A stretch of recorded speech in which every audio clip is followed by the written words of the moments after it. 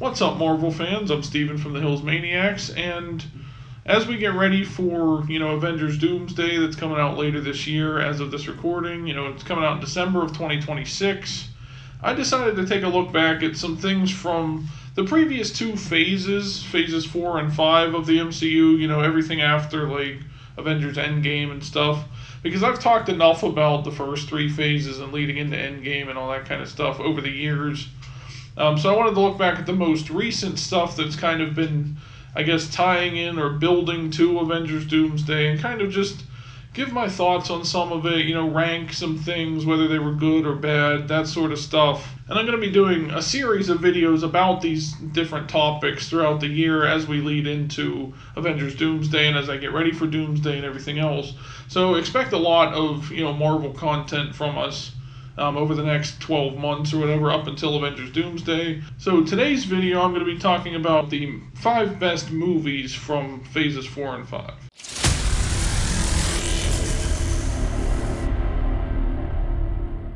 Now, I'm not going to lie, I did have a hard time kind of choosing, because there were a lot of, there weren't necessarily a lot of movies, but there were a lot of shows and everything, a lot of MCU content, over the last couple of years since Phase 4 kicked off back in, 2020, 2021, something like that, with the Disney Plus era.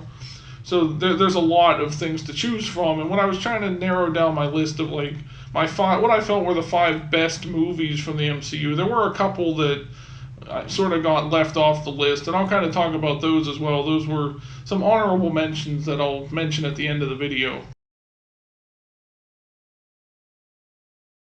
But starting off at number 5 on this list was Doctor Strange in the Multiverse of Madness.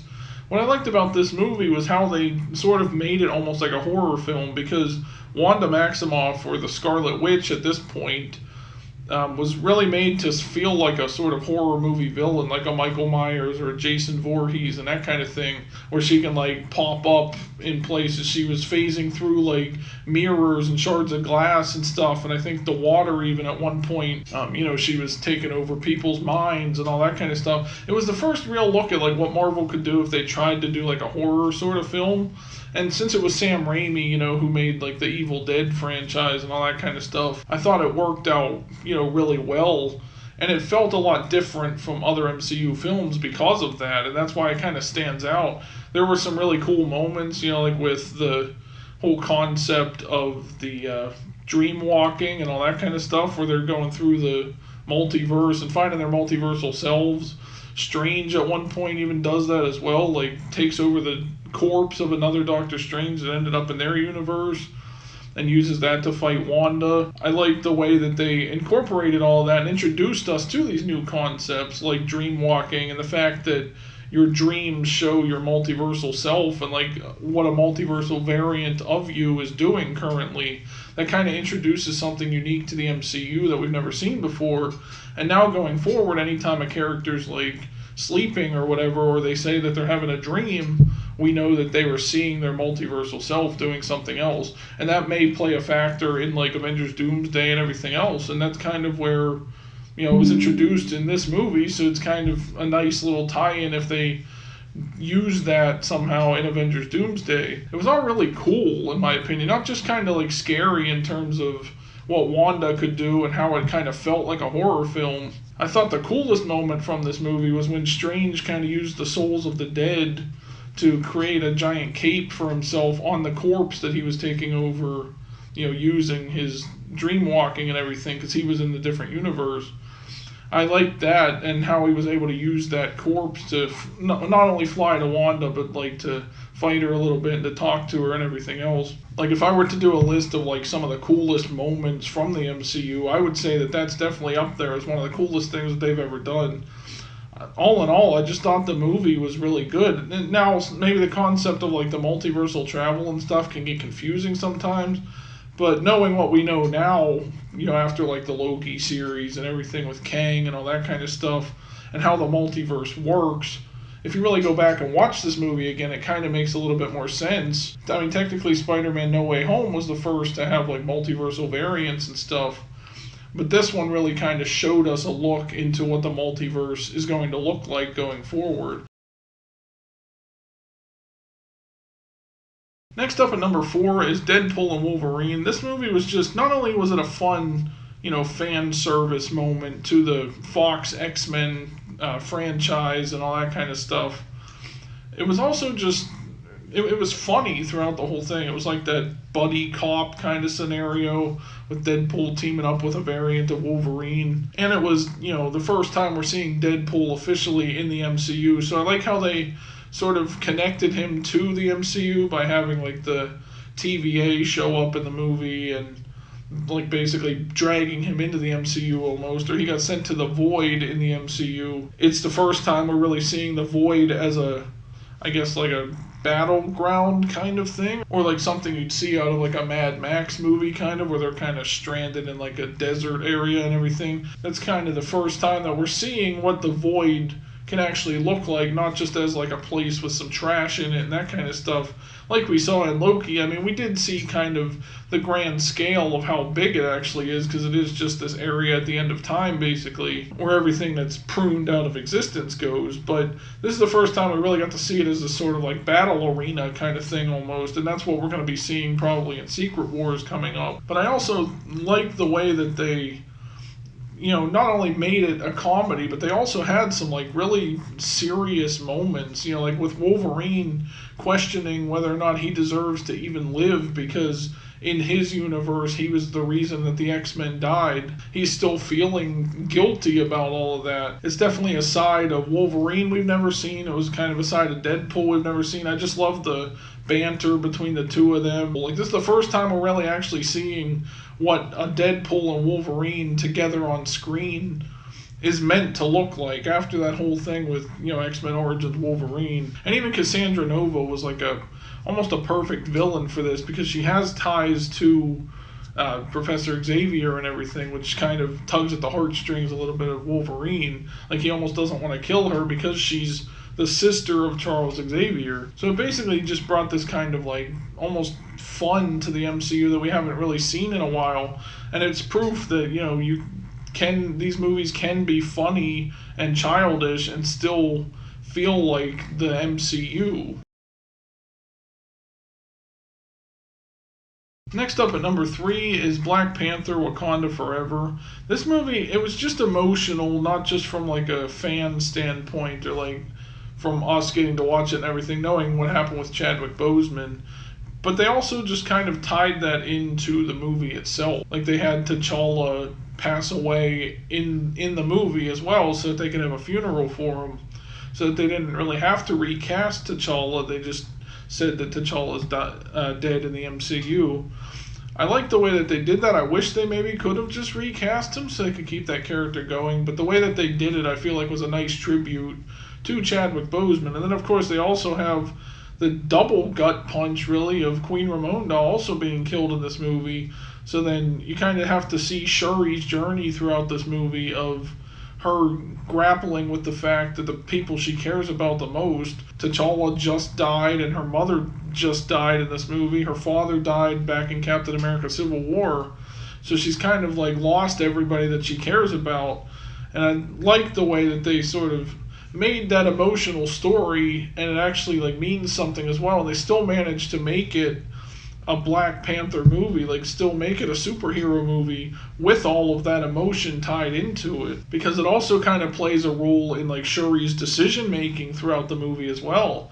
Like, at first she's kind of bitter about all of it, and then whenever Ramonda dies, now she kind of wants to kill Namor and everything, but she eventually learns to, like, that's not the way she should do things. She kind of remembers the peaceful ways that T'Challa would deal with things, or that her mother would deal with it, and she makes peace with him instead of trying to kill him. The whole movie itself feels like a memorial for Chadwick Boseman, and I thought it was all done really well, and they did a nice job of like tying all of that into the movie and making us feel the emotion, not just of Chadwick Boseman's death, but of Black Panther's death and of Queen Ramonda's death as well, and made us really sympathize with Shuri and the decisions she makes throughout the whole movie. And I like that they decided to go that route rather than just like not having the movie at all or something, or canceling the movie because of his death. I'm glad that we still kind of got to see Shuri's transformation basically as a character into taking on the mantle of Black Panther in honor of her brother. Coming in at number 2 was Shang-Chi and the Legend of the Ten Rings. I never thought the MCU, would be able to pull off doing like a sort of kung fu kind of movie, but the way that they did it, I thought was really impressive. Like, it wasn't your traditional like superhero movie. Like, yeah, there was the whole the CGI dragon and the Ten Rings, or like this mystical thing and all that kind of stuff. But when you take all that away, it's still a fun like action movie too, and one of those old style like Jackie Chan kind of movies in a way. Like the fight choreography and all that stuff was like really cool to see. Like, that's a different style of fighting than we've seen from any character really in the MCU before that point. And the concept of the Ten Rings too adds even more lore to the MCU. Like, because Wenwu has been around all this time with the Ten Rings. I thought the design of those was really cool. They made them like wristbands instead of rings like in the comics.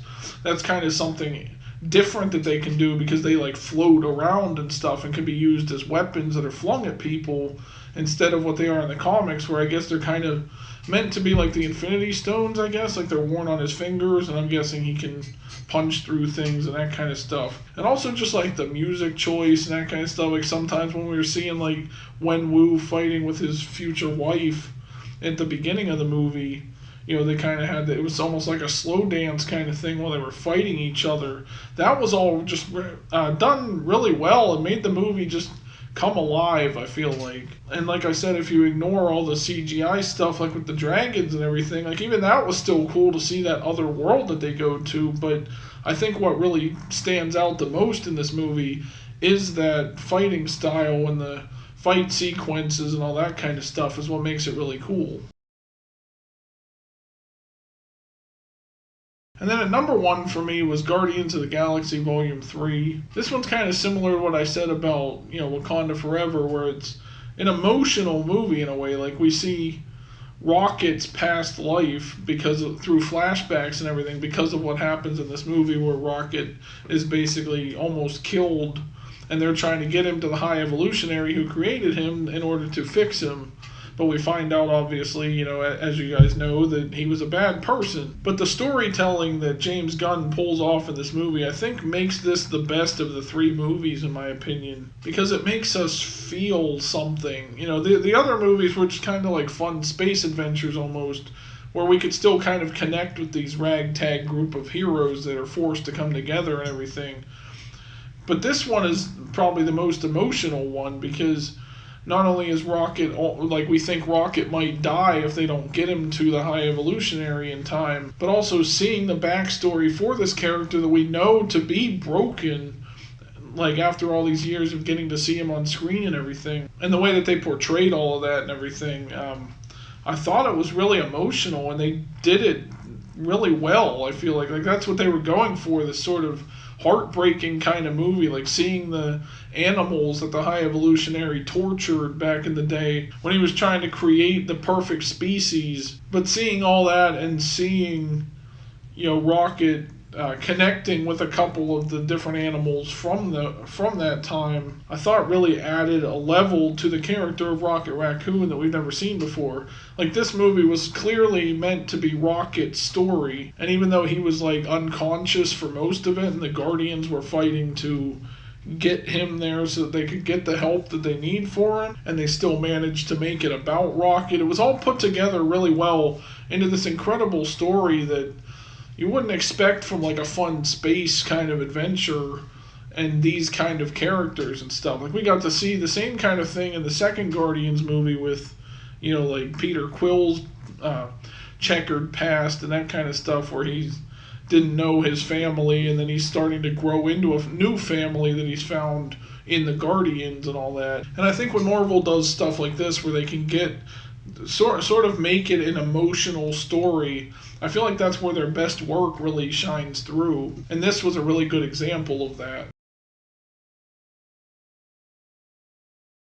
And then, like I said, there were a couple honorable mentions that I have. I have Spider-Man No Way Home. The reason this didn't make the list for me is just because if you really think about it, the plot doesn't make a whole lot of sense.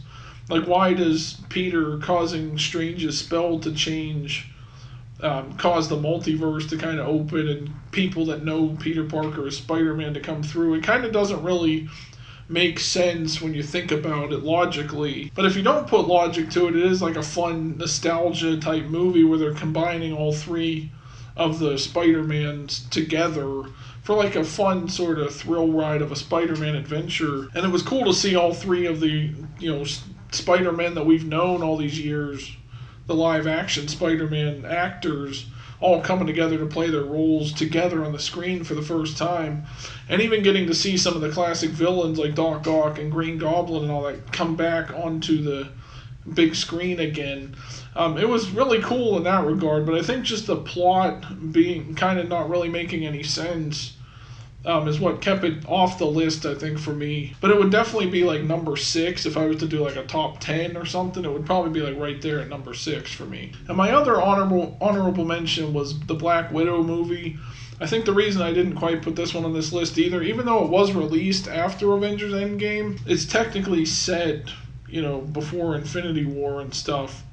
Or like in between Infinity War and Endgame or whatever, because Natasha goes back to help the Avengers after that movie. So it doesn't technically like qualify as a Phase 4 movie, even though it did come out in Phase 4.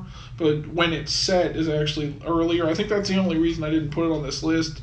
But I did still like getting to see sort of it's not really a backstory, I guess, necessarily. The whole movie, at least, isn't a backstory for Natasha Romanoff and everything, but that opening sequence where it shows how they became they were taken as children and forced to become these agents and everything, that was really well put together. I just don't think the movie was good enough to quite make a top 5 list in my opinion, but like I said, it would be maybe like a number 7 or 8 on a list of 10 if I was to do that instead. But there you go, guys. Those were my picks for what I felt were the 5 best MCU movies from Phases 4 and 5.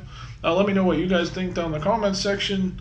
Also, be sure to like this video and subscribe for more, and check out every other Marvel video that I'm going to be putting up this year and all the ones that we've done in the past as well. Like I said, I'm going to have a lot of different list videos like similar to this one each month throughout the year until we get to Avengers Doomsday, where I'll kind of talk about that or something. So keep an eye out for all of that if you're a Marvel fan and you're subscribed to our channel. Thank you for watching the video, everyone, and I will see you in the next one.